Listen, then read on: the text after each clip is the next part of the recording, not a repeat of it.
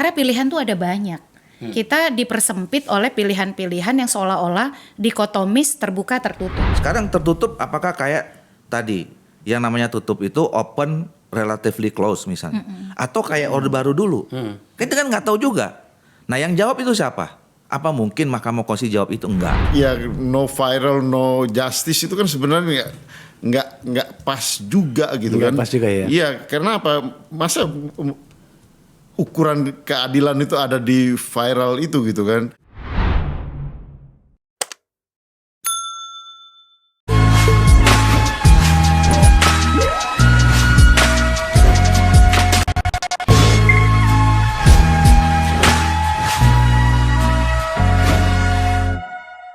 Kita memang harus membicarakan soal ini.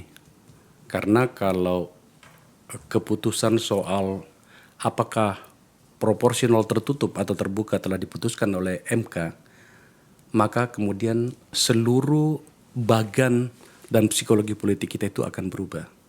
Apakah lebih baik atau malah semakin buruk? Saya tidak yakin. Tapi setidaknya kita perbincangkan.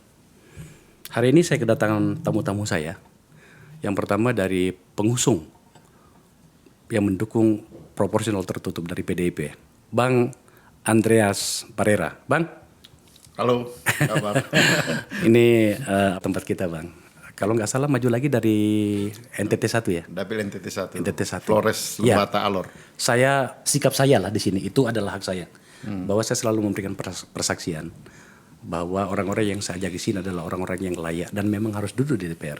Salah satu orang yang saya rekomendasikan adalah Bang Andreas.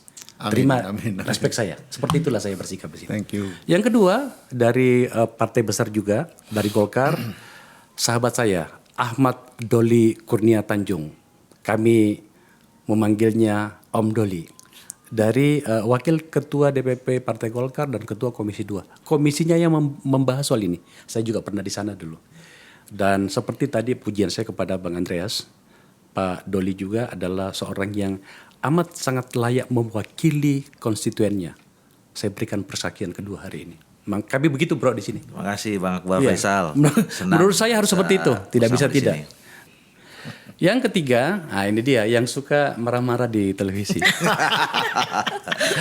Pendiri dan mantan eksekutif director dari Perludem, Titi Anggreni. Selamat ya sudah jadi dokter ya. Belum Bang, Hah? Belum ya? dokter wannabe. Ya, sebenarnya juga Prof. Denny Indrayana juga kami undang by Zoom dari Australia, tapi tampaknya belum tersedia. Teman-teman sekalian, kita harus membicarakan ini. Karena menurut saya apapun keputusan Mahkamah Konstitusi, entah kapan, apakah minggu ini, tampaknya tidak minggu ini, mungkin minggu depan, mungkin juga tidak, mungkin belum, tetapi itu akan mengubah skalanya. Saya ke Pak Andreas Parera dulu. Apa sih alasannya PDIP itu mengusung ini? Bahkan berhadapan dengan 7 partai lain yang sama sekali tidak setuju dengan terbuka. Apa penjelasannya? Apa argumennya? Saya perbaiki kalimatnya, katanya gitu. Okay. Mendukung gitu. Mendukung. Karena partai politik itu kan ya dalam posisi tidak untuk mempersoalkan ya judicial review di MK kan. Yang melakukan judicial review itu masyarakat ya, partai memberikan pandangan-pandangan. Oh iya, ya, yang mengusung itu kalau nggak salah itu orang dari Bengkulu kalau nggak salah. Ada lima atau enam orang ya. Iya betul. Ya, yang melakukan ya, judicial. koreksi dari Pak Andreas. Oke, jadi ya posisi PDI Perjuangan adalah mendukung Gugatan itu. judicial review tersebut. Ya alasan pertama adalah bahwa ya kita kembali pada konstitusi gitu. Nah kami melihat dan bahwa konstitusi di undang-undang dasar kita di pasal 22 itu mengatur ada huruf 22E ayat 3. 22E ayat 3 itu mengatur tentang pemilu dan di situ pemilu yang berkaitan pemilu DPR itu peserta pemilunya adalah partai politik gitu. Dan kemudian pemilu untuk di pasal 22 F ayat 4 ya, ayat 4 itu pemilu DPD itu pesertanya adalah perseorangan gitu. Nah itu kan sebenarnya memberikan landasan bahwa ya jalur pemilu legislatif DPR RI itu adalah rejim pemilu untuk partai politik. Gitu. Oke. Pesertanya partai politik ya partai politik yang berperan di situ gitu. Yeah. Dan DPD itu adalah perseorangan dan itu individu. Dan itu ya di dalam pengujian terhadap undang-undang dasar, Mahkamah Konstitusi seharusnya kembali pada bertanya atau mendengar kembali pada pembuat undang-undang dasar pada waktu itu. Kalau saya melihat penting untuk mendengar kembali pembuat undang-undang dasar, membuka kembali semua percakapan-percakapan di dalam ketika rapat pembahasan tentang undang-undang dasar tersebut, apa yang orang sebut dengan memori van toelichting itu penting untuk memahami suasana kebatinan ketika undang-undang dasar tersebut dibuat. Oke. Nah itu penting untuk kemudian dengan demikian kita bisa menguji dan mengikuti melihat bahwa apakah memang ini undang-undang ini perlu dirubah atau tidak gitu.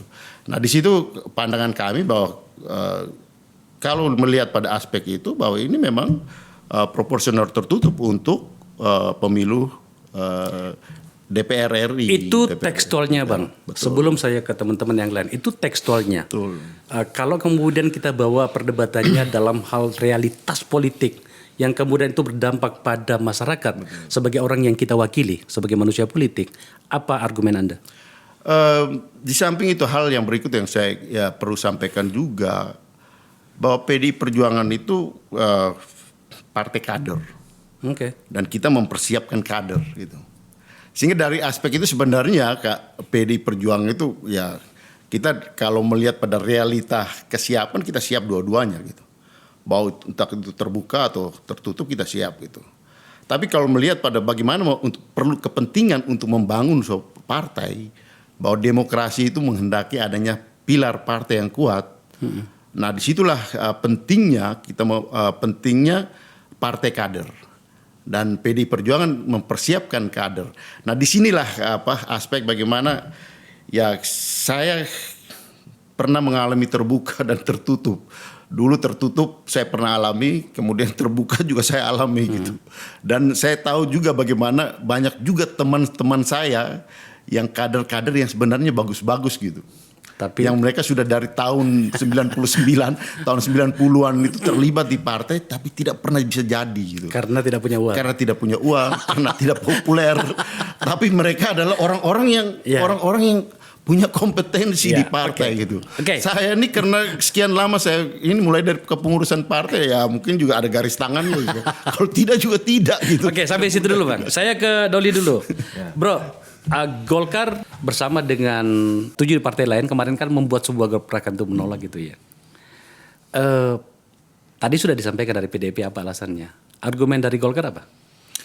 Ya pertama kemarin beberapa hari yang lalu itu sebetulnya menegaskan sikap kembali aja. Kita udah kumpul dan kemudian menyatakan sikap, bahkan ketua umum partai politik yang 8 ini udah ketemu di awal pada saat 6 orang itu mengajukan judicial review ke MK. Nah sebetulnya begini, kita nih nggak mempersoalkan sebetulnya kita mau menggunakan sistem pemilu yang seperti apa gitu ya. Kalau secara teori semua baik yang proporsional, kemudian yang majoritarian distrik atau yang mix, dan mereka semua ini punya varian lagi turunnya macam-macam. Kita punya banyak pilihan sebetulnya. Semuanya tidak ada yang lebih baik. Semuanya baik, bisa tidak baik sesuai dengan kebutuhan masing-masing negara pada saat itu. Oke. Nah, jadi sebetulnya itu yang pertama. Yang kedua, kita juga menyadari, saya pribadi menyadari bahwa masih banyak PR sebetulnya soal sistem politik kita, termasuk sistem pemilu yang harus kita sempurnakan. Tapi kita menyempurnakannya nggak bisa dengan hanya sekedar mengajukan judicial review 1-2 pasal saja. Kita bicara sistem. Jadi kalau kita mau memperbaiki atau menyempurnakannya, ya kita harus melakukan kajian yang mendalam, harus elaboratif, dalam suasana yang tenang, bukan berkompetisi gitu ya. Sehingga pikiran kita jernih. Coba tampilkan data kita menyangkut soal terbuka tertutup ini, supaya publik kita juga, ini sudah sering dibicarakan ya. Ini perbandingan sistem proporsional tertutup atau terbuka, mana yang lebih baik. Kalau sistem proporsional tertutup itu Itu berlaku sudah jauh sebelumnya ya. 55 sampai 99. Terus hanya logo parpol, kemudian pilih partai ya, pada proses pencoblosannya pilih partai, kemudian berdasarkan nomor urut penetapan calon terpilihnya, terus risiko yang harus dilakukan adalah perkuat kaderisasi. Tadi Bang Andreas sudah mengatakannya, kader potensial diutamakan, jangan yang diutamakan adalah artis ini, artis itu yang banyak duit ini dan segala macam ya kan. Terus bisa meminimalisir politik uang. Apakah hilang? Enggak, jawabin juga saya kan gitu ya. Kemudian tapi risikonya adalah, kekurangannya adalah minim interaksi partai dengan masyarakat. Potensi partai jadi otoriter. Problem-problem ini saya rasa juga menjadi pertimbangan kita seharusnya ya. Kalau terbuka, nah ini pemilu 2004-2019 berlakunya logo parpol dan nama caleg jadi yang dipilih di surat suara, pilih caleg dan pilih partai. Nah, ini tampaknya yang salah satu pertimbangan kenapa partai-partai yang menolak tertutup itu ya, karena banyak jualannya di sini. Jualan jangan diterjemahkan secara negatif ya. Pokoknya terkenal segala macam bisa dilihat di sini.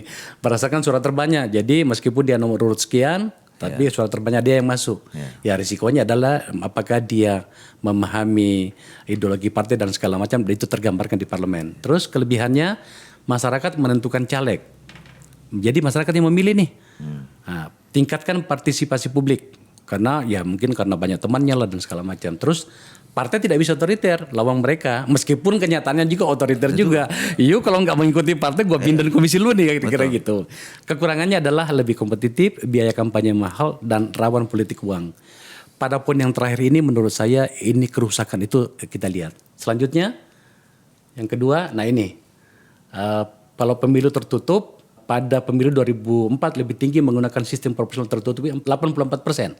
Kalau 2004 terbuka. Ya 2004 terbuka ya. Ini lebih tinggi menggunakan proses tertutup. Kemudian terbuka itu 2009 70%, 2014 75%. Naik terus sih. Tahun 2019 itu 81,69%. Sampai di sini dulu. Ada catatan yang dibawa bos. Sistem terbuka menjadi pintu masuk maraknya transaksionalisme jual beli suara. Hal itu bisa dikonfirmasi dari pengalaman pemilu 2019. Setidaknya terdapat 67 kasus politik uang yang diputus pengadilan. Jumlah pemilih yang terlibat politik uang dalam pemilu 2019 berada di kisaran 19,4% hingga 33,1%. Pak Doli, rusak loh ternyata kalau terbuka. Ya, enggak, kita bisa perdebatkan tadi soal kelebihan dan kekurangan. Ya, kalau tadi disebutkan misalnya tertutup, kelebihannya salah satu adalah ini kan tiga-tiga kira-kira kan penguatan institusi parpol. Ya.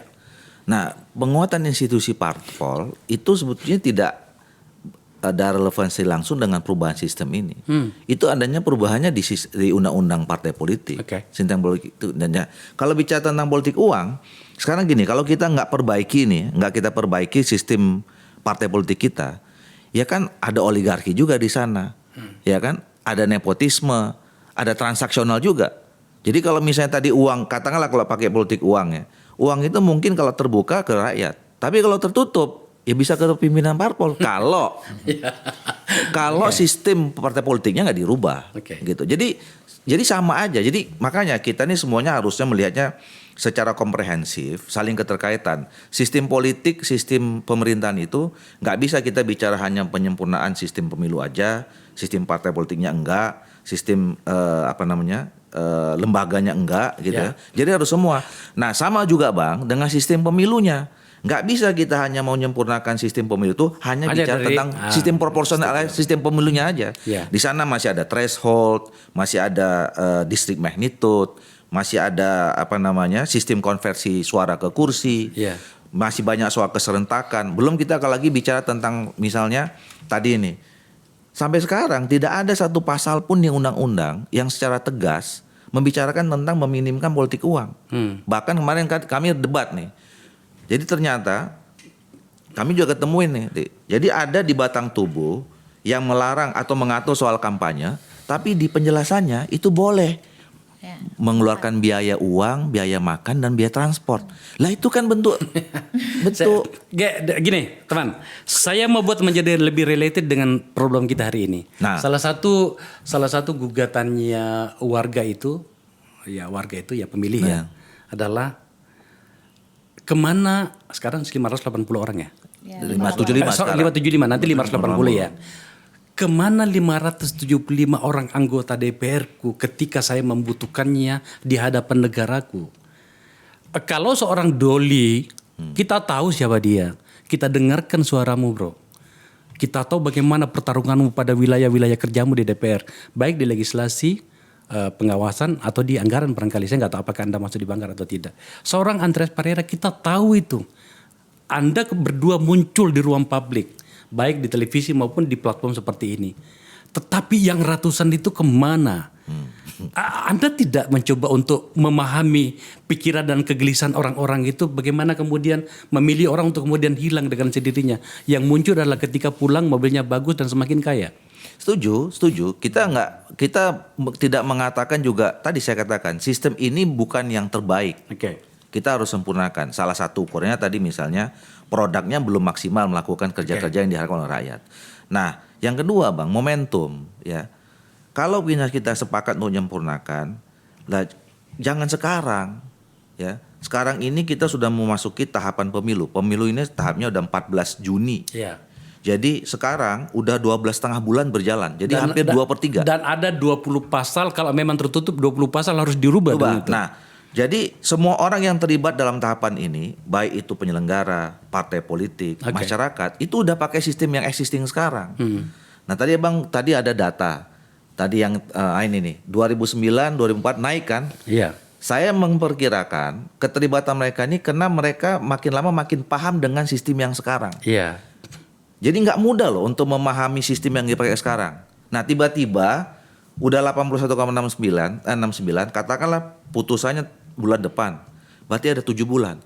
Bisa nggak kita punya waktu 7 bulan mensosialisasikan, membalikkan cara yang mereka pahami yang secara perlahan. Ya. Nggak ujuk-ujuk lah mereka ini. Sampai situ dulu. Oke, kita kayaknya banyak material pembicaraan ini. Saya ke titik dulu. Kalau saya tidak salah, kau juga menolak terbuka, Ti. Meskipun gugatanmu sebenarnya bukan soal ini, tapi gugatannya teman-teman di Perludem itu adalah bukan kewenangannya MK. Yeah. Ya, itu satu soal kewenangan nanti kita bicarakan. Tapi gue mau tanya, tertutup atau terbuka? Kan pilihan tuh bukan tertutup terbuka aja. Yeah. Jadi kita tuh terlalu naif juga ya kalau pendekatan sistem tuh hanya terbuka tertutup. Oke. Karena pilihan sistem tuh ada banyak. Nah, kenapa kemudian kami nggak mau terjebak di situ? Walaupun nanti konklusi bisa dijawab ya. Misalnya kontekstualisasi 2024 dan seterusnya. Karena pilihan tuh ada banyak. Kita dipersempit oleh pilihan-pilihan yang seolah-olah dikotomis terbuka tertutup. Okay. Tadi misalnya soal contoh. Pemilih itu tidak kenal wakilnya, hanya kenal Bang Doli, Bang Andreas gitu. Ya karena kita menganut sistem proporsional perwakilan berimbang. Satu dapil tuh banyak wakilnya. Okay. Saya di dapil 3 Banten tuh ada 10 dan 10 orang yang tampil. Kalau mau betul-betul kenal dengan wakil, pilih single member konstituensi. Sistem pluralitas mayoritas. Satu dapil. Lain lagi nih, Iya, satu tawaran lagi satu nih. dapil satu orang jelas begitu ya. Wakilnya langsung tunjuk muka, nggak beres ganti. Tapi itu kan lebih ekstrim itu. Nah, itu maksudnya. Ya. Jadi tawaran itu tidak tunggal, tawaran itu tidak satu. Termasuk juga misalnya masyarakat kita ini harus diakui berada dalam situasi kurang percaya pada partai. Kalau saya pakai gunakan tidak percaya kayaknya terlalu ekstrim begitu. Di tengah kekuasaan partai yang makin powerful, makin kuat. Akses partai itu kan luar biasa hari ini, hampir pada semua posisi. Bahkan pengisian lembaga-lembaga negara independen pun di tangan partai melalui persetujuan di komisi-komisi. Nah, ketika misalnya imaji kita soal partai masih belum sepenuhnya baik, yang ditangkap itu sederhana saja. Ketika mau tertutup, partai mau semuanya diambil ya gitu. Terus di mana nih ruang kami? Jadi itu juga harus difikirkan. Makanya kemudian apakah perubahan harus se-ekstrim itu? Ataukah kita bisa bicara sebuah proses reform yang gradual? Yeah. Gradualnya itu ada beberapa pilihan. Misalnya, kalau tawaran MK dan juga tawaran RUU Pemilu yang batal direvisi itu, misalnya pendekatan yang lebih sederhana, serentak nasional, serentak daerah. Ruang kompetisi itu lebih fokus. Kita bisa lebih fokus ke DPR, DPD, Presiden, lalu DPRD dan Kepala Daerah. Atau misalnya pilihan-pilihan yang sempat menjadi diskusi, kita mulai gradual dengan campuran misalnya. Lebih banyak porsi, contoh, apakah porsi tertutupnya atau porsi terbukanya, nanti orang bisa melihat kualitas yang dipilih melalui pluralitas ataukah misalnya yang terbuka tadi lebih bagus nggak daripada yang dipilih karena pilihan partai yang tertutup. Oke, saya terima apa logika-logika itu. Saya rasa memang banyak problem kita. Tapi kalau kemudian saya bawa kamu untuk membicarakan ini, maka ya mohon maaf, tampaknya menyederhanakan pertanyaannya. Saya akan tanya, you setuju terbuka apa tertutup? Tetapi sebenarnya menyangkut dengan lembagamu itu, saya mau gugat kalian ini loh. Kenapa? Ini tadi kan kita sudah bilang tadi 575 kan, gitu ya. Mana gugatannya perlu dan menyangkut soal itu? Kenapa Anda membiarkan ya, apapun namanya kan, lembagamu itu menurut saya lembaga salah satu yang kuat ya untuk hal seperti ini. Mana gugatan Perludem untuk anggota-anggota DPR yang datang, duduk, diam dan kaya raya gitu loh.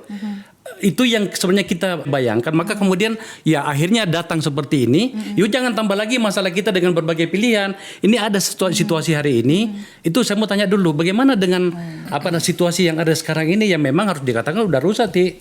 Gini Bang, Perludem itu kalau ditanya kontribusinya bagi electoral reform tuh daftarnya bisa berlebihan. Ya, tentu saja saya tahu itu kan. Contoh, soal misalnya upaya rekonstruksi keserentakan, itu dikabulkan MK loh. Serentak tuh nggak harus 5 kotak. Satu, kami minta misalnya soal ambang batas parlemen itu, angka itu akademik dong.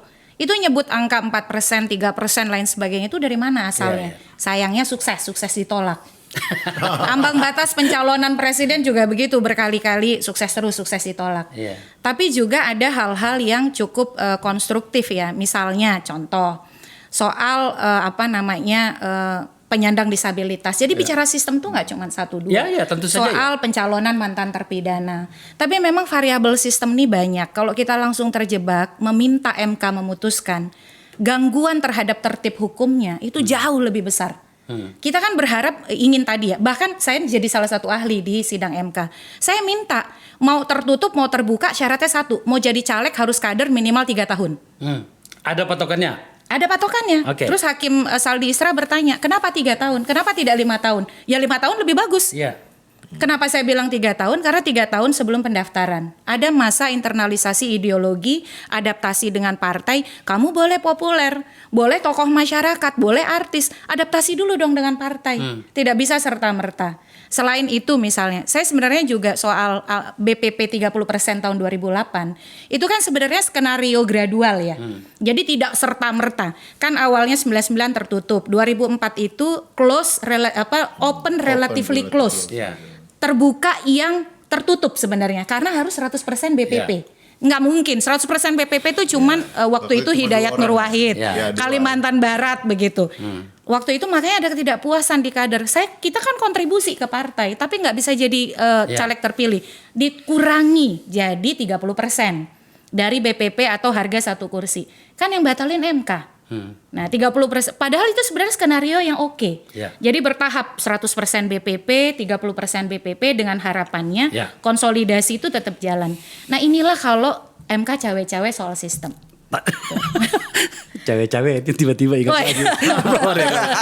Kita bicara cawe-cawe yang sekarang ya, bukan cawe-cawe yang kemarin. Saya ke Bang Andreas dulu.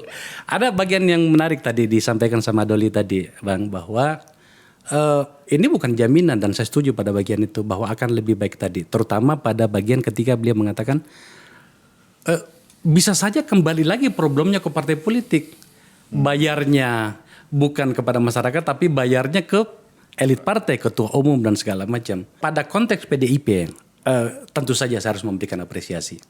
Di PDIP itu Anda begitu sangat-sangat detail dan disiplin untuk menegakkan tata aturan partai, meskipun pada beberapa bagian bagi banyak orang itu kelihatannya over juga ya pendekatannya. Tapi itu cara Anda.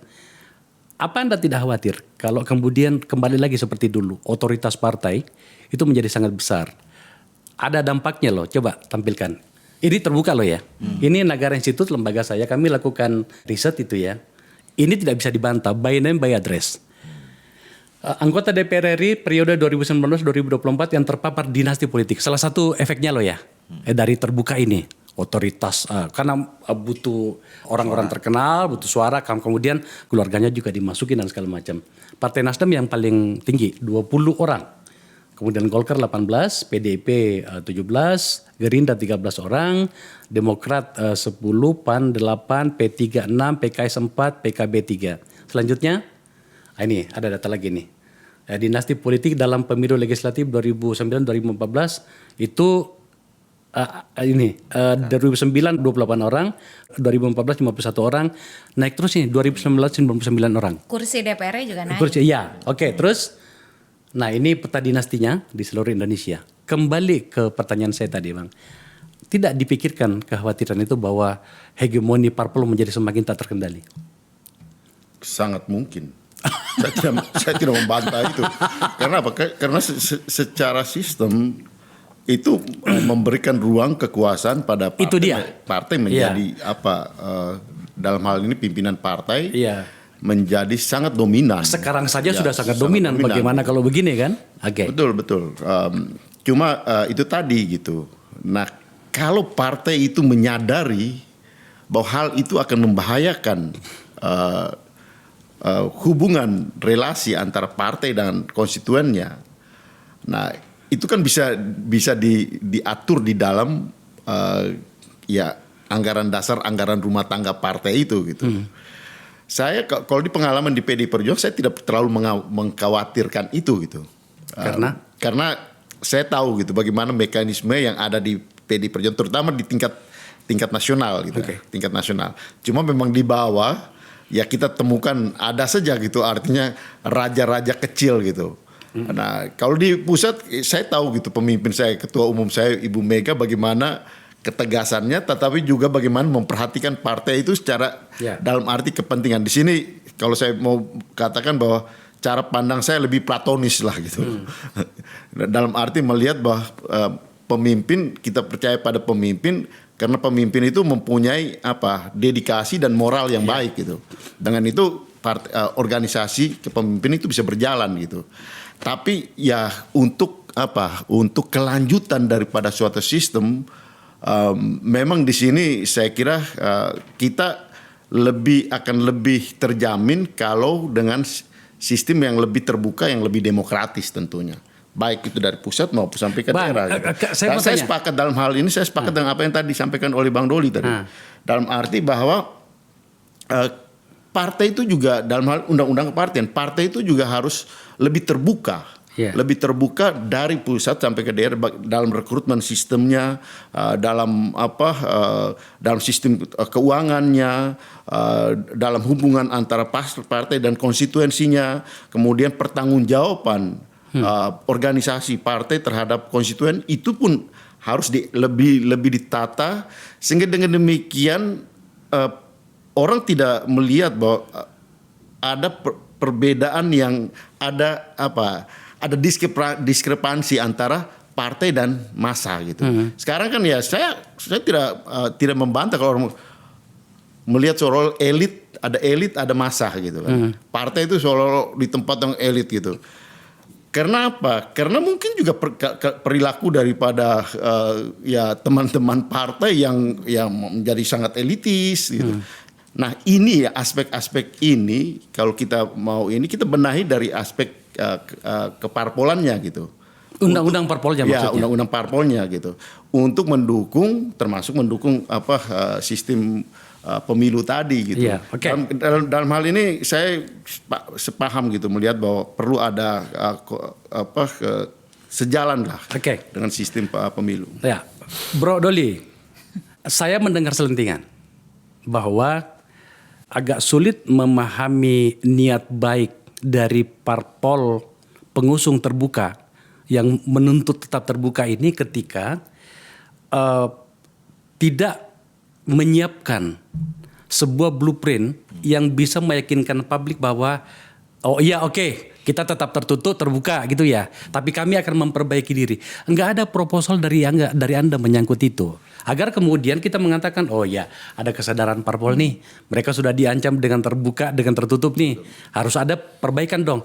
tidak ada proposal dari Anda. Mau kemana? Kalau tetap terbuka tapi dengan seperti ini, berarti kan membiarkan kerusakan itu tetap terjadi, Bro. Apa jawabannya? Ada. Kami di Komisi 2, nih Titi tahu, Komisi 2 di awal kami kemarin setelah dilantik itu diskusi. Kami mengawali dengan diskusi. Saya waktu itu bilang, ya Komisi 2 inilah komisi yang membicarakan tentang bangunan sistem negara, sistem politik, sistem pemerintahan. Kita udah melihatnya sempurna tidak? Semua sepakat belum. Nah lantas kalau misalnya belum, apa yang harus kita lakukan? Nah kami menyusun ada 8 undang-undang yang harus disempurnakan. Mulai dari undang-undang partai politik, mulai dari undang-undang MD 2 sekarang, terus dulu Susduk. Nah MD 2 itu kan sekarang kan hilang DPR-nya. Nah kita nggak punya undang-undang DPRD. Jadi mereka itu nggak jelas statusnya apa. Apa itu penyebutannya? Mereka itu bukan Dewan Perwakilan Rakyat Daerah, tapi Dinas Perwakilan Rakyat Daerah. Semuanya tergantung dari bupati dan gubernurnya gitu. Kemudian undang-undang pemerintahan daerah, undang-undang perimbangan keuangan pusat daerah. Iya. Ini bahaya loh. Kita ini ternyata tidak ada satu komisi pun di DPR, abang perlu diskusikan nanti. Tidak ada satupun komisi DPR yang mengawasi transfer dana daerah. Ada dulu lembaganya Nggak kok. ada, Bang. Apa namanya BAKN. BAKN bukan untuk itu. BAKN untuk memeriksa keuangan bekerja sama PK. Itu kan bisa diperlebar area kerjanya sampai ke situ, tapi Ada. dibubarin. Iya, ada. BAKN masih ada, Bang. Oh masih ada? Masih ada. Oh, saya pikir udah enggak. Tapi dari 1 sampai 11 nggak ada yang ngawasi dana transfer. Oke. Gitu. Makanya lah berkeliaran tuh isu-isu soal anggaran macam-macam itu. Iya, iya. Nah, yang ke-7 adalah undang-undang pemerintahan desa, karena kita harus siapkan itu. Nah, yang terakhir undang-undang pemilu. Nah, kita sepakat waktu itu. Dari 8 ini, mana yang dimulai? Entry point-nya adalah undang-undang pemilu. Oke. Kami udah jalan, kami udah siapin naskah akademiknya, kami udah siapin draftnya, bahkan tadi sudah ini. Jadi kalau ditanya ada proposalnya? Ada. Nggak, aku tanya, pada bagian undang-undang kepemiluan itu, apa perbaikan yang seperti yang saya maksud tadi? Misalnya rekrutmen caleg, apakah ada perbaikan seperti ini? Setidaknya mengikuti apa usulannya Titi tadi, bahwa dia boleh minimal 3 tahun ya. Bahkan Saldi di MK mengatakan kenapa bukan 5 tahun? Bagus lagi. Ada nggak yang seperti Setidaknya ada 8. Oke. 5 yang saya sebut sebagai isu klasik. Isu klasik itu apa? Pertama tadi soal sistem, kita mau pilih mana. Dan tadi yang dikatakan Didi, kita nggak boleh terjebak hanya antara terbuka tertutup. Variannya banyak sekali, ya kan? Nah, kita mau pilih apa dulu? Mau setengah distrik, mau setengah proporsional boleh. Jadi itu satu. Yang kedua dengan presidential threshold, ya kan? Memang apakah dengan sekarang ini kita diskusikan? Orang mengatakan penyebab 2 pasangan bertarung itu karena 20%, 25%. Enggak juga menurut saya. Ini harus kita diskusikan. Artinya apa? Boleh terbuka peluang untuk 0%? Bisa aja. Oke. Gitu loh, bisa saja. Kemudian yang ketiga adalah parliamentary threshold. Tadi yang katakan Dede. Kita menentukan 4 itu dari mana? Dan sekarang parliamentary threshold itu cuma DPR RI aja loh. DPRD provinsi kabupaten itu enggak. Makanya tidak linear pembinaan antara satu partai politik. Partai politik di tingkat nasionalnya udah mau mati, di bawahnya masih berkeliaran karena mereka punya DPRD yang tidak memenuhi hasil threshold. Oke. Nah yang keempat, district magnitude, jumlah besaran kursi per dapil. Nah ini sebetulnya juga ukuran untuk mendekatkan diri antara partai dengan masyarakat. Sekarang kita lebar sekali itu. Satu dapil 1 sampai 10, 3 sampai 10, 3 sampai 12. Sebenarnya kalau kita persempit itu lebih mendekatkan diri antara masyarakat. Kira-kira berapa maksimal berapa? Kalau kami paling usulnya 36. 36. Jadi per dapil maksimal 6. Maksimal 6 boleh juga tuh ya. Begitu. Oke. Atau moderat 38 lah ya. Atau daerahnya 38. Jadi 36 nasional, 38 kabupaten kota provinsi.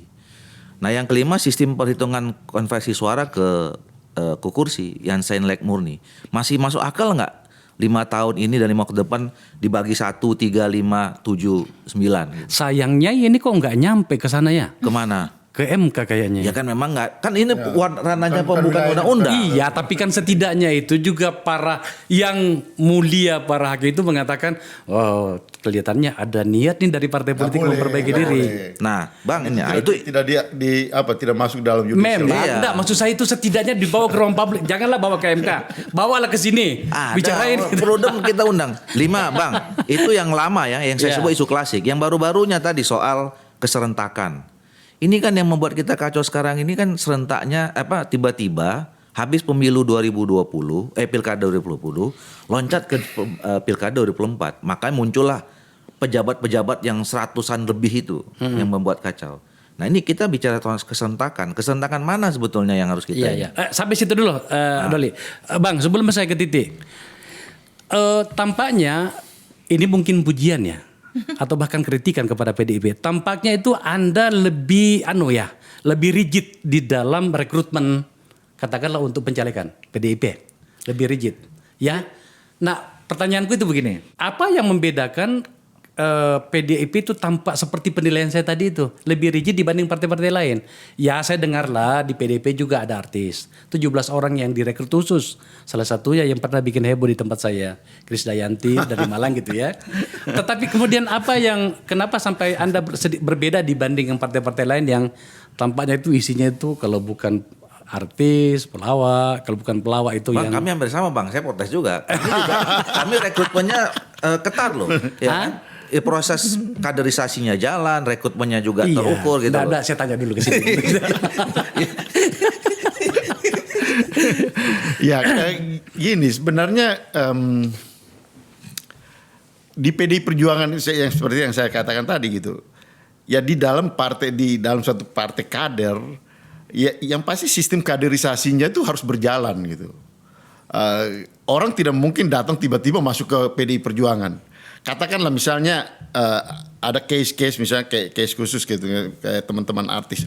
Dia pasti punya ada keterkaitan ya darah dengan PDI Perjuangannya lah.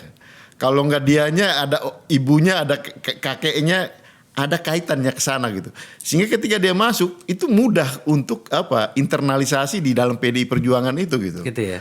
Nah, itu yang saya alami dari tahun 90-an ketika saya bergabung dengan PDI Perjuangan.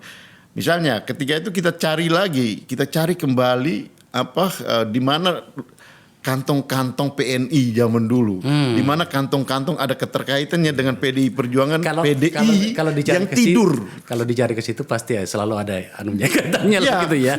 Dan di situ kemudian itu yang kemudian ya kembali bergabung nih. Kenapa? Karena kalau kita lihat dari kesejarahan kan ya PDI Perjuangan meskipun itu dideklarasikan tahun 98, tapi kan ini runtutan kebelakangannya kan panjang. Ada PDI dengan PDI-nya, PDI itu merupakan fusi dari PNI, Partai Katolik, Parkindo, Murba dan IPKI. Dan partai-partai itu adalah partai-partai yang punya sejarah yang panjang di Republik ini gitu.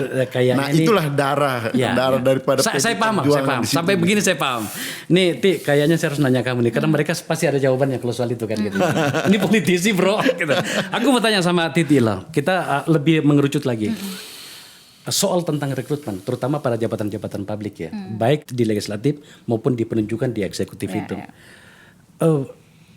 Saya yakin kita sepakat bahwa itu problem banget gitu ya. Betul. Ya, lah pada bagian itu, Titi melihat enggak, Perludem melihat enggak ada perbaikan pada wilayah rekrutmen itu, setidaknya untuk 2024 kan sudah ada nama-nama tuh, sudah mulai viral tuh, ada yang bahkan terdaftar di 3 partai sekaligus gitu kan.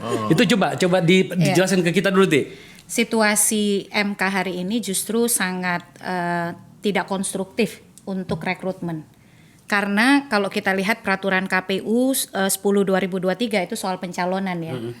Itu masih membuka ruang perubahan nomor urut dan dapil. Sampai DCS. Kebayang tidak? Itu bulan berapa sih? DCS itu Agustus September. Ya. Kebayang Bang kalau kemudian diputuskan tertutup. Tadi politik uang 67, padahal kalau dari data saya 69. 67 itu aturan mainnya jelas, ngasih uang ke pemilih. Lalu kemudian kita terjadi luar biasa ya perubahan ke tertutup. Nomor urut masih bisa berubah, dapil masih bisa berubah, terjadi kegoncangan di internal, semua orang pengen nomor urut 1, nomor urut 2, transaksi akan muncul di situ.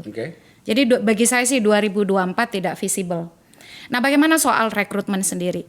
Tertutup itu ada syaratnya. Dia memindahkan proses demokrasi elektoral, kedaulatan atau kemudian akses rakyat itu dari yang tadinya di bilik suara langsung mengakses caleg menjadi pemilihan di internal. Keterlibatan. Karena kan memang undang-undang partai kita yang sudah 12 tahun tidak diubah itu, Bang. Saya udah kayak bolak-balik bilang, Bang Doli kapan nih undang-undang partai diubah? Karena memang yang harus diubah itu integritas partai mulai dari kode etik, rekrutmen, kaderisasi, pendanaan politik yang kami juga mengusulkan pendanaan negara untuk partai. Supaya tadi ya investor itu tidak pegang kendali. Besarannya sudah ada ya? Kalau kami mengusulkan dulu 6.400 per suara. Nggak cukup. Dulu kan. KPK itu kalau nggak salah sudah pernah 10.000. 10.000. Iya. Ya. Bapenas 54.000. Itu Kalau kita kan gradual, cuman Iya. kan masalah realisasinya tidak terjadi sampai hari ini. Nah, jadi ada usulan untuk itu tapi kemudian tidak terrealisasi. Jadi kembali ke soal rekrutmen. Kalau tertutup dia butuh anggota itu untuk menjadi faktor determinan di dalam pencalekan. Sehingga ketika daftar caleg yang tertutup itu tidak muncul di surat suara, dia merasa punya keterlibatan menghasilkan itu. Sehingga dia merasa punya saham. Bang Doli yang nomor 1, Bang Andreas yang nomor 1 yang tidak dibuka di surat suara, itu produknya saya juga. Hari ini tuh tidak ada itu. Yang ada proses yang ya bisa dikatakan bahwa di PKPU pencalonan itu jelas kok. Nomor urut dan dapil bisa diubah asal ketum dan sekjen setuju. Nah itu yang bagi saya dalam proses jangka pendek ini sudahlah kita fokus aja di 2024. Tapi bagusnya dari uji materi ini muncul karena kenapa? Karena undang-undang pemilu tidak diubah. Jadi ketika tanggal 9 Maret 2021, nah disertasi saya soal ini. Itu diputuskan. Apa judulnya? Boleh dong, enggak apa-apa dong. Saya kasih tempat jadi, lah. Apa judulnya? Saya membahas soal judicialisasi politik, judicialization of politics, pengaturan pemilu di mana peran hakim dan peradilan itu makin dominan di dalam mengatur pemilu. Oke, kita terima itu hebat tuh. Jadi ini karena masyarakat tuh melihat kami tuh maunya ke gedung dewan nih menyuarakan aspirasi, tapi dikunci oleh pernyataan misalnya Pak Jokowi mengatakan supaya 2024 itu ajak undang-undang pemilu tidak boleh diubah. Kita praktikkan dulu. Nah sekarang ternyata gonjang-ganjing nggak ajak dong. Jadi menurut saya pemerintah harus ambil peran meyakinkan karena pemerintah yang mau ajak kan. Padahal pemerintah juga mengusulkan juga terbuka sebenarnya ya. Iya betul. Nah jadi misalnya ketika dinyatakan tidak diubah dan ingin keajekan tahapan, akhirnya orang kan berbondong-bondong ke MK. Tetapi situasi hari ini membangkitkan publik kita yang tadinya tidak pernah ngomongin sistem jadi tahu ada yang salah, ada problem di dalam sistem kita yang harus dibenahi. Oke, saya ke Doli, bro. Saya nggak ngerti sekali lagi. Apakah ini berita bagus bagi Anda atau bisa malah membuat Anda makin pusing nih? Dalam catatan kami di sini di Nagara Institute kami hitung dan itu terjadi juga pada partai-partai yang sudah terkenal, partai lama, partai ID ya. Kalau tertutup itu justru sebenarnya itu pencapaian Anda lebih besar loh. Hitungan kami kalau nggak salah, mudah-mudahan saya tidak keliru, 106 kursi. Kami hitung per dapil gitu ya, dengan nama-nama kita kan juga ngintip-ngintip tuh. Nomor 1 siapa di sana? Ahmad Doli Kurnia Tanjung nggak mungkin lagi kalah di Sumatera Utara 3. Sumatera 3 gitu ya, nggak mungkin lagi kalah. Andres Pereira yang tiap mulai dari pagi sampai sore ada di TV nggak mungkin kalah ya, dengan logika yang terukur. Anda potensi lebih besar loh pencapaiannya gitu. Kenapa kemudian Anda begitu berkeras untuk terbuka? Iya, soalnya bukan ini menguntungkan atau tidak buat kita masing-masing partai politik. Saya juga mau menyampaikan sebetulnya Partai Golkar itu satu-satunya partai politik yang pernah menang tertutup dan pernah menang terbuka. Iya. Bahkan lebih besar pada saat tertutup ya? Tertutup kita berpuluh-puluh kali menang gitu loh. Di Orde Baru. Di Orde Baru. Jadi bukan soal, jadi sama dengan tadi Bang Andreas bilang, pada dasarnya kami pun siap pada akhirnya mau diputuskan mana saja gitu loh. Cuman kan begini, kita kan juga partai yang terlibat mendorong reformasi. Reformasi itu salah satu buahnya adalah membuka diri seluas-luasnya bagaimana rakyat ini terlibat. Nah rakyat ini udah terbiasa, 3 kali pemilu udah udah terbiasa melibatkan diri untuk memilih orang per orang, dia lihat langsung. Itu kalau itu sih tidak dibantahkan, bro. Tapi kan mau tidak mau sekali-sekali kita melongok pada dampak dari pilihan itu. Nah. Kan kesepakatan kita tadi Iya. mengatakan ternyata rusak gitu ya. Iya, nah cuman begini, yang kedua, sekarang sebetulnya kita lagi bicara apa, ya kan?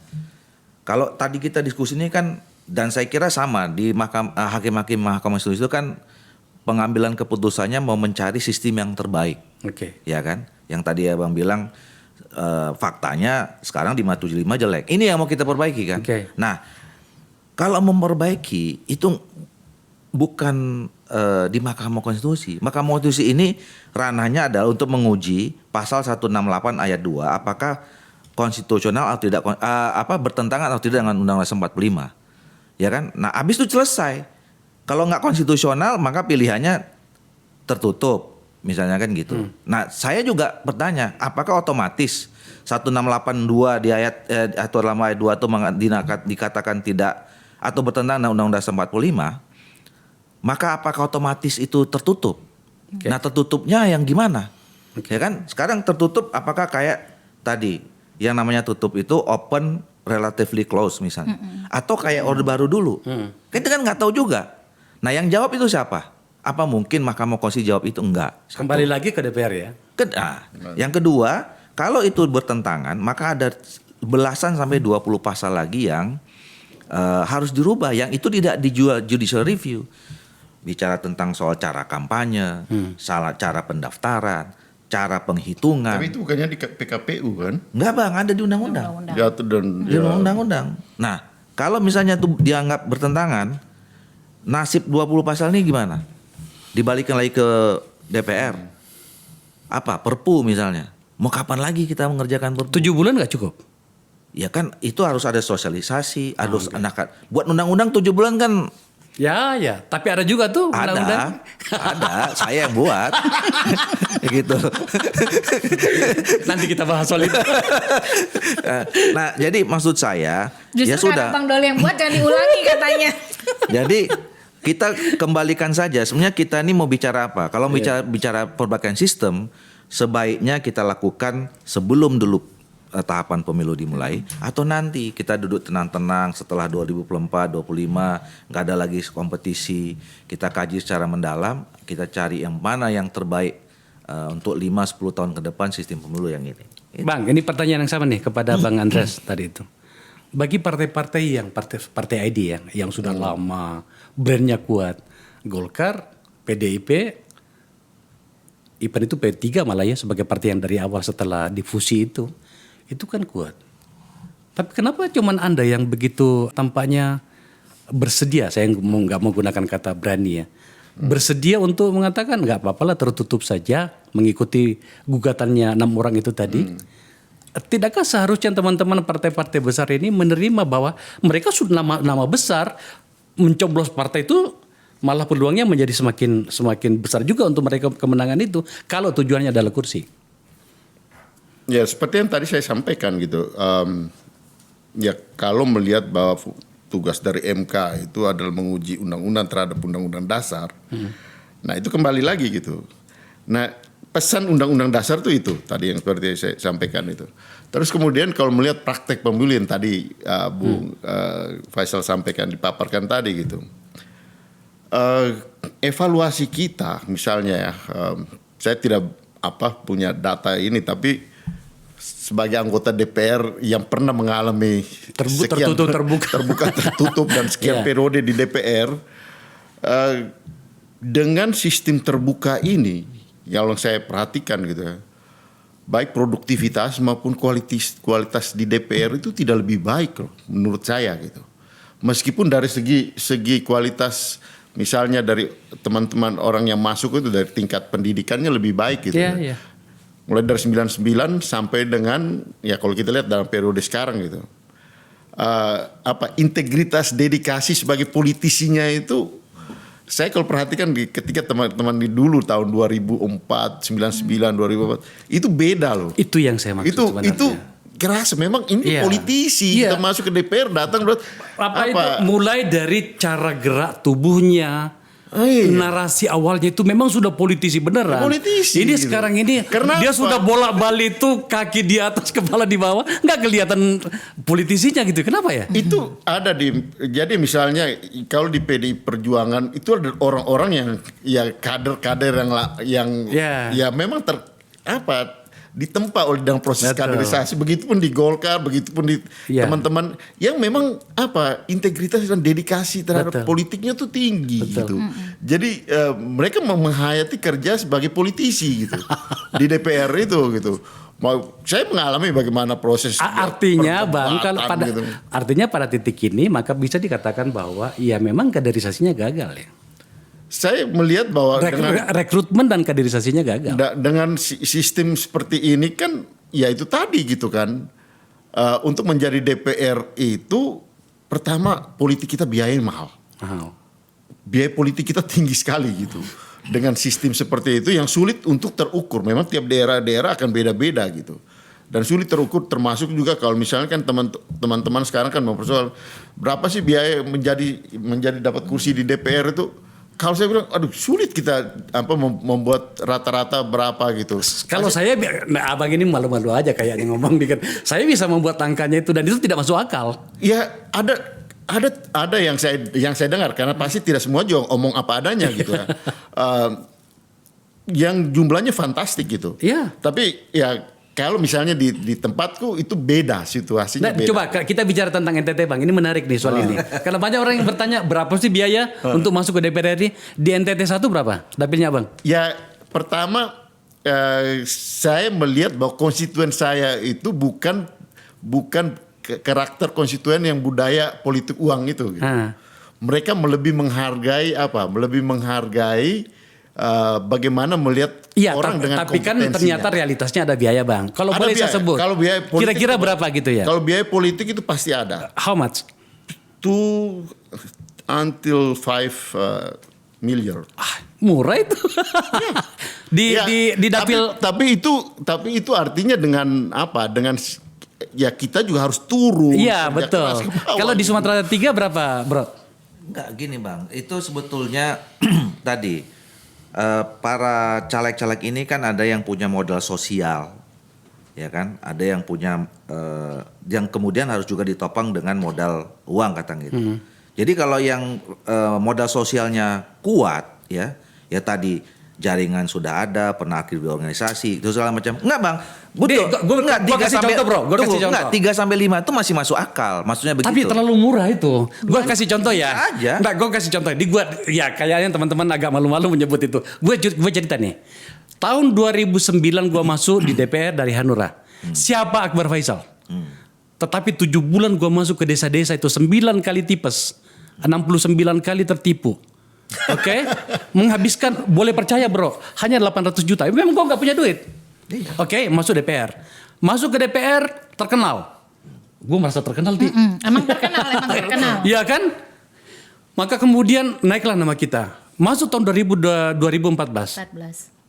Tahu nggak berapa yang gue habiskan dengan keterkenalan, dengan keterterimaan tiap pagi sampai malam di TV segala macam? Tuntutan makin tinggi. Makin tinggi. Saya saya waktu itu menghabiskan hampir 4 miliar. Teman saya 9 miliar. Nah, itu yang saya maksud. Artinya apa?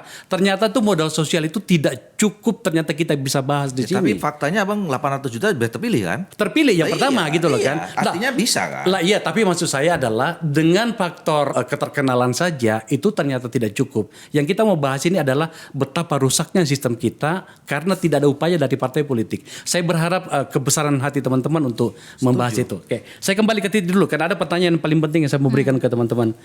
Ini soal tadi yang disampaikan oleh Bang Andreas nih.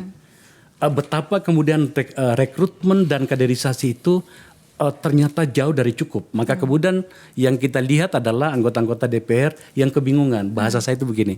Dan itu teman kita ya, Abang kenal lah orangnya. Tidak bisa membedakan mana interupsi dan mana instruksi. Gitu kan. Kan rusak kan kita kan. Negosiasi dan Apa lagi? Apa? Negosiasi dan ada lagi tuh. Negosiasi. Oke, gimana Ti?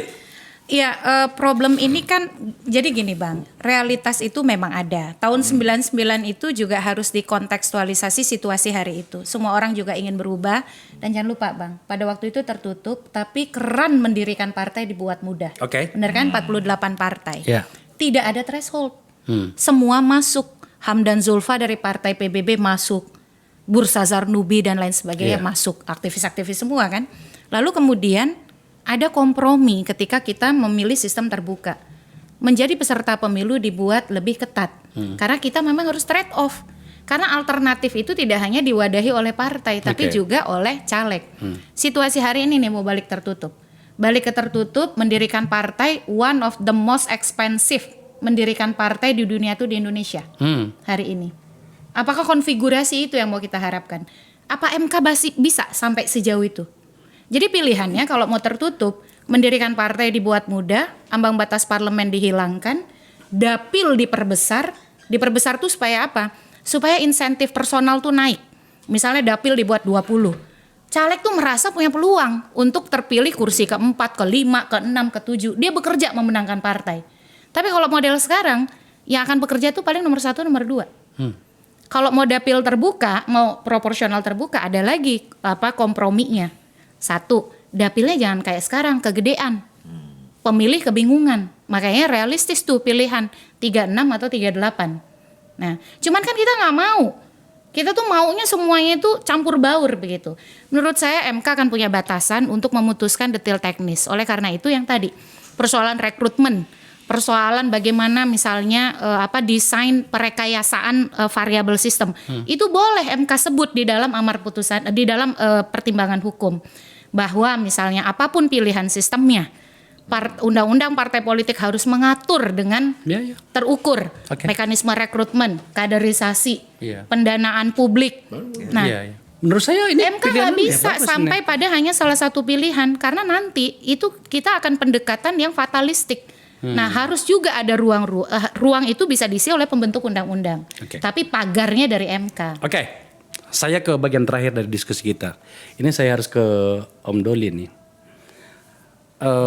Hari ini case-nya malah sudah bergeser. Bahasa medianya supaya lebih keren itu sudah saling ancam. Sedang saling mengancam. Dari sana meskipun belum ada keputusannya, ini gara-gara Prof Denny ini. Prof Denny Anda harus menjelaskan banyak hal ini. Itu tertutup, panik. Meskipun saya bertanya-tanya kenapa harus takut lawang Anda sudah partai kuat gitu ya. Tapi itu satu hal. Nah, saya dengar mau saling kunci. Kalau diputuskan tertutup, maka batasan usia hakim MK akan dibatasi dari 60. Minimal 60 ya. 60. Dan dengan itu kemudian 3 hakim Mahkamah Konstitusi. Hari ini yang usianya di bawah dari 60 itu harus out. Kenapa harus seperti itu, Bro? Enggak, saya sih menilai tidak ada yang seperti itu. Ini kan rame kemarin ketika salah satu teman yang press conference itu bicara soal itu. Ya, nanti kami batasi anggaran gitu. Tapi dalam pertemuan kami itu kami diskusi dulu tuh. Kebawa emosi kali ya. Dari pagi sampai sebelum press conference itu. Jadi nggak ada diskusi itu. Jadi gini Bang. Kita ini kan sebetulnya kenapa tidak mau keputusan tentang sistem pemilu ini berubah sekarang? Kita tidak mau membuang energi yang sudah kita keluarkan sia-sia dan menambah energi baru. Karena kalau perubahan sistem ini terjadi, kan kita harus riset lagi dari awal. Ini bakal caleg semua yang kemarin itu kan udah nggak ada lagi, buar jalan tuh, ya kan? Kemudian tahapan pasti ulang lagi, PKPU dirubah lagi. Sebelum PKPU pasal yang tadi itu harus ubah lagi. Itu kan energi besar. Nah, sama aja kalau kami juga mengambil langkah ini dasarnya itu berhadapan dengan MK kan energi juga.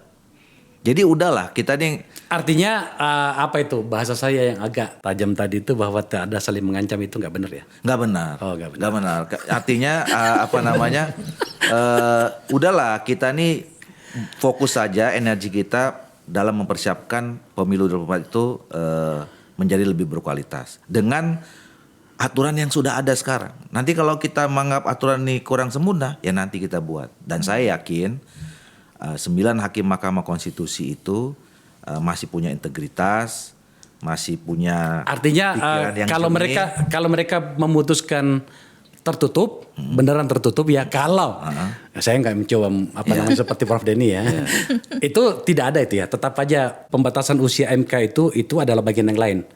Oh iya, ini oke. kan sedang dibahas bagus ini.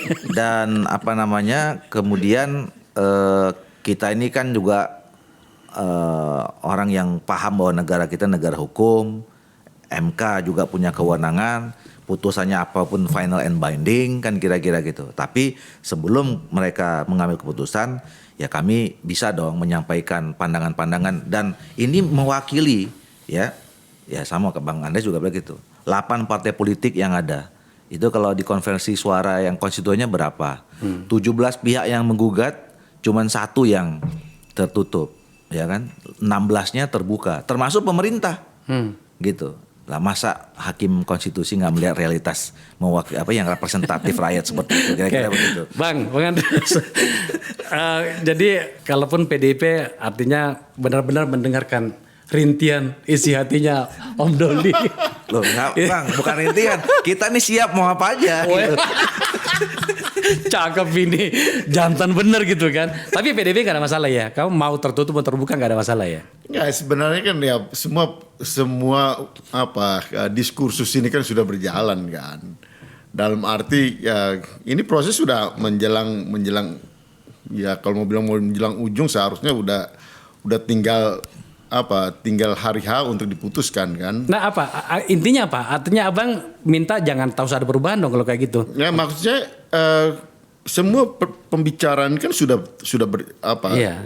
ya wacana diskursus publik yang memberikan respon terhadap judicial review yang sedang berjalan ini kan sudah dilakukan gitu.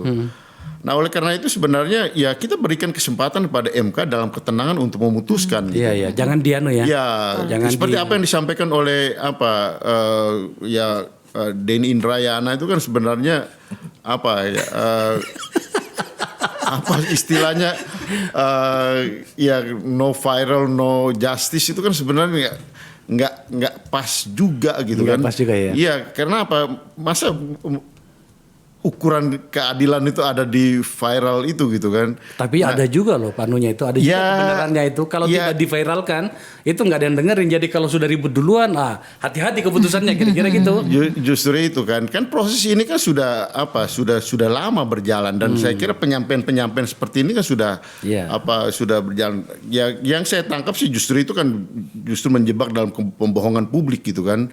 Ya benar gitu dia tahu bahwa itu dia dapat bocoran seperti itu. Jadi kan kalau ternyata tetap terbuka berarti ada kebohongan dari Prof. Iya kalau ini kan makanya misalnya Prof Mahfud ini kan soal itu tadi soal kebocoran itu kan Prof Mahfud bilang tolong diselidiki itu kan. Nah dalam arti bahwa seperti ini kan memprovokasi untuk meramaikan ini gitu kan dan ya istilahnya mau mempengaruhi. Kita kan tahu ini sebenarnya mau mempengaruhi supaya jangan tertutup. Ya supaya keputusan yang ada di MK itu gitu kan. Iya. Nah di sini saya kira posisi PDI Perjuangan kita tetap melihat bahwa ya proses ini berjalan sudah berjalan dan ya silakan putuskan yang terbaik, kita siap dengan segala macam posisi yang ada keputusan yang dibuat. Kamu yang kasih penutup Ti. Saya pertanyaannya itu lebih detail. Oke. Mau tertutup nanti atau mau terbuka kita tunggu. Nggak tahu nih kapan sih, apakah minggu depan? 31 Mei kan kemarin kesimpulan. Jadi setelah itu rapat permusyawaratan hakim bisa dalam 1 minggu atau kalau mereka butuh waktu lagi bisa 2 minggu. Karena kan persoalan yang tidak sederhana. Iya, karena apalagi kan ini menyangkut hasil kan Betul, gitu ya. Oke, betul. pertanyaanku begini, mau tertutup, mau terbuka. Saya pengen rekomendasi dari Perludem dan calon doktor. Kepada teman-teman partai ini agar kemudian rekrutmen dan kaderisasi itu benar adanya, agar kemudian yang dihadirkan setidaknya di parlemen baik pada pusat maupun sampai daerah itu mereka bukan para pesorak yang tak tahu tentang negara. Iya, saya kira salah satu problem di partai kita tuh muncul karena faktor pendanaan ya, salah satu yang tapi itu dominan. Nah, makanya kemudian kita perlu serius bicara soal tata kelola partai modern yang bisa menghargai kader bukan hanya karena uang. Oke. Oleh karena itu sejak lama kami mendorong pendanaan oleh publik. Publik ini negara. Kan sebenarnya dana negara itu dari publik. Iya. Serius deh soal ini. Walaupun itu tidak bisa jadi obat manjur 100% untuk persoalan di internal partai kita, tetapi setidaknya orang-orang yang merasa dia tidak punya banyak uang tapi masih bisa busung dada lah di partai dan kemudian membangun basis yang serius. Insentif pendanaan publik itu bukan hanya untuk misalnya pembiayaan kaderisasi, rekrutmen yang demokratis, memperbaiki kemudian pendidikan politik dan regenerasi politik di internal partai, tetapi juga ada kontribusi untuk kampanye misalnya, untuk politisi muda, untuk politisi perempuan. Itu yang sebenarnya dari sisi kebijakan parlemen kita belum serius untuk mengelaborasi itu. Oke. Undang-undang partai politik kita terlalu lama. 12 tahun tidak diubah. Banyak dinamika yang tidak bisa diwadahi oleh undang-undang partai politik. Nah, yang berikutnya adalah serius gitu. Karena soal misalnya kader. Kalau kita memang betul-betul ingin berorientasi pada kader, berani nggak partai menetapkan syarat kader? Kan syarat kader itu ada gunanya. Rekomendasinya dari Perludem 3 tahun. 3 tahun itu sebenarnya kompromi. Kami sih maunya 5 tahun. Oke. Tetapi 3 tahun kami rasa dengan tambah pendaftaran itu bisa cukup. Oke. Nah, yang berikut juga adalah soal gini. Sistem pemilu itu bukan panacea segalanya. Dia butuh penyelenggara pemilu berintegritas. Dia butuh penegakan hukum yang efektif. Dia juga butuh partai politik yang modern begitu. Oke. Nah, oleh karena itu kita nih gara-gara ngomongin sistem pemilu, kita nih kurang perhatian loh sama tahapan, sama kinerja penyelenggara pemilu kita. Nah, sama proses penegakan hukum politik uang Sudah banyak yang politisi betul, yang sudah ya masalahnya banyak pun kan dinamika 2024 abang nggak tahu Ya, gimana. ya, ya. Jadi Oke, saya ingin tahu maksudnya. Ya, nanti bikin podcast lagi Ya, untuk ya. itu ya. Jadi ya soal kaderisasi dan regenerasi di partai itu ya memang mau tidak mau reformasi kepartaian melalui undang-undang partai itu harus kita lakukan. Baik. Dan yang terakhir Bang boleh, soal kita kan udahlah nggak usah tambah kisru lagi. Jadi nggak usahlah kriminalisasi gitu. Seperti Kasus apa? Denny Indrayana itu anggap saja itu sebagai dinamika. Kalau ini ditindaklanjuti dengan upaya misal pelaporan, pemidanaan, tambah rame lagi. Ya, ngomong dong gitu. sama Prof. Sudah. Mahfud ya. Sudah. Sudah ya? Nah ini bagian kan ngomong di sini. Jangan nggak usah bikin gaduh lagi. Jadi kita nggak akan ngomongin program lagi dong gitu. Nanti ramenya kriminalisasi lah. Oke. Ini tuh. Iya. Etik. Iya. Di wilayah etik ya. Oke. Di wilayah etik. Teman-teman, Om Doli, Bang Andreas, Titi, Ibu calon dokter ya. Terima kasih. Kami mengambil posisi seperti ini, membicarakan hal yang berat ya. Ternyata kalau podcast itu sukanya itu yang anu aja, yang ringan-ringan. Tapi kami ambil risikonya di sini. Dan penonton kami udah ada kok. Jadi jangan khawatir. Ini pasti sampai di Mahkamah Konstitusi. Selain soal yang kita bicarakan tadi, ada juga usulannya Titi tadi soal pembiayaan dari negara ya. Saya sih sudah tahu jawabannya. Sebab tampaknya itu ya partai tidak ingin melakukan itu, tanda petik. Saya pernah di Komisi 2 di tempatnya Doli itu. Itu kita bahas juga dulu itu. Kita setuju Bang. Iya, Kalau kita udah setuju. Golkar setuju? Jadi teman-teman Komisi 2 juga udah setuju. Beneran? Bener, kalau nanti kita mau mulai. Berapa angkanya? Loh, tadi kita kalau ada Bappenas mengeluarkan 50.000 kita mau ambil itu. Ya karena 2000 APBN kita 2.700 triliun. Untuk parpol misalnya, katakanlah dengan 8 atau 10 parpol. Masing-masing satu parpol 1 triliun, 2 triliun. Masih banyak. Sementara kan ya mohon maaf teman-teman. Problem itu kan sering sekali muncul dari partai politik gitu kan. Dan konsekuensinya Bang, dalam tanda petik, partai itu dibiasakan, dipaksa untuk terbiasa, untuk terbuka, Iya. akuntabel. Iya, secara saya itu. Nah, itu. Benar. Oke. Diskusi yang bagus. Saya mendapatkan tamu-tamu yang paham apa yang harus dikatakan dan paham bagaimana cara bersikap. Akbar Faisal Unsensor memang selalu menginginkan informasi seperti itu. Apapun keputusan Mahkamah Konstitusi, kita tunggu. Tetapi pada saat yang bersamaan kita berharap partai-partai politik itu membuka diri, membuka mata, membuka telinga bahwa ada masalah. Segera lakukan perbaikan. Terima kasih telah menyaksikan acara ini.